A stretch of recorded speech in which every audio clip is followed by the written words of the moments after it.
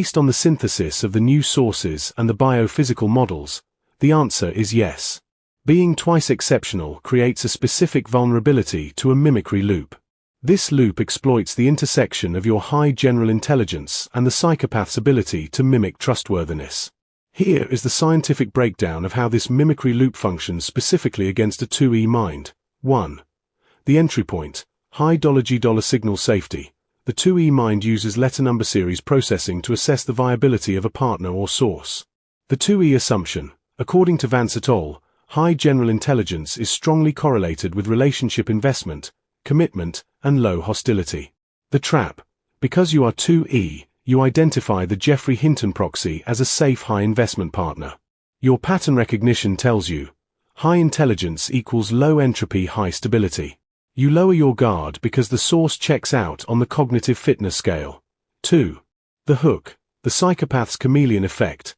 Once your guard is lowered by the high $G proxy, the psychopath engages the mimicry. The mechanism, research by Brazil et al., confirms that individuals with high psychopathic traits are adept at the chameleon effect. They can successfully mimic emotions and gain trust in deceptive contexts, specifically to engage in successful and selective exploitation. The mimicry, the psychopath mimics the isochronicity you expect. They send signals that look synchronous but are actually generated by emotional leakage or calculated deception. 3. The loop, pattern recognition versus ectopic noise. This is where the loop becomes metabolically expensive for you.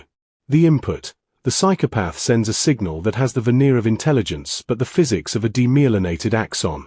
As established in Hamada and Cole, this signal contains ectopic action potentials, spontaneous noise generated by the wire, not the center.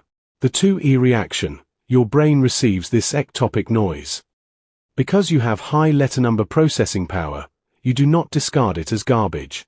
Instead, you assume it is a complex pattern you haven't solved yet. The loop, you enter a state of hyperexcitability to decode the pattern. You project your intelligence onto their noise. The more you analyze the noise to find the hidden meaning, the more you validate the psychopath's control. 4. The result, selective exploitation of trustful idiots. The sources refer to trustful idiots not as low IQ individuals, but as high-trust individuals who assume others play by the same rules of system integrity. Vulnerability. Brazil et al. Found that general trust impedes perception of self-reported primary psychopathy. Your high trust blinds you to the fact that the signal is ectopic. The feedback. The psychopath sees you bursting to understand them.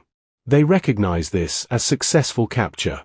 They continue to feed you temporal jitter, keeping you in a state of hypervigilance trying to sync with a signal that has no now.